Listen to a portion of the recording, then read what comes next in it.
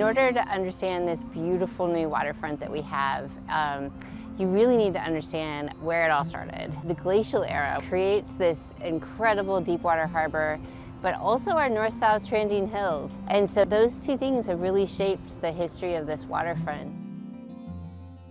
The human story goes back to when Coast Salish was established where Pioneer Square is today, and this waterway is a canoe highway. It's just an amazing way to move around this region.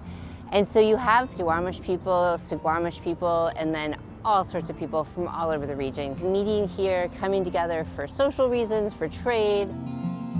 Beginning in the 1850s, you have non-native settlers coming in, and they are here for the deep water harbor and the incredible resources of the inland area. And they build the finger piers because they are using sailing ships and very soon steamships to move around on the waterways, not canoes. But because of that glacial action, you have a pretty tight, narrow space here on the waterfront.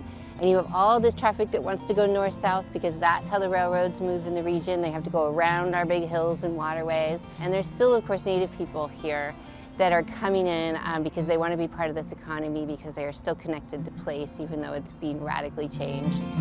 And then it becomes an immigration corridor. This was the easiest way to get to other parts of the country and from around the world. In 1887, the city established Railroad Avenue, which eventually grew to 9 sets of tracks wide. It was just a behemoth of, it's like a rail yard right in the middle of the city. And so it's because there's nowhere else to put it on flat land that's adjacent to deep water. And so you start to build a city here. It's pretty slow going for the first few decades, and then the gold rush hits in 1897, and it's just boom, it's just an explosion.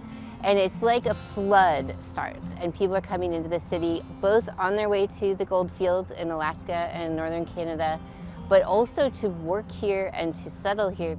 And then the Depression hits, and that enables the seawall to be built.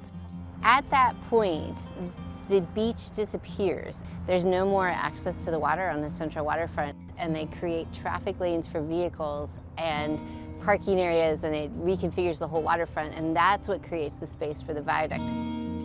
The viaduct that gets built in the very late 50s comes and takes advantage of that north-south corridor, but is just a behemoth, and it's just such an eyesore, and it's so convenient, but everybody hates it, and it cuts off downtown from the waterfront. And almost immediately, it's how can we get rid of this thing? And really it wasn't until that 2001 Nisqually earthquake that sealed its fate. And so it was a lucky happenstance that we could then re-envision the waterfront. And it did take some time to figure out which way we wanted to go, but that's how we got here.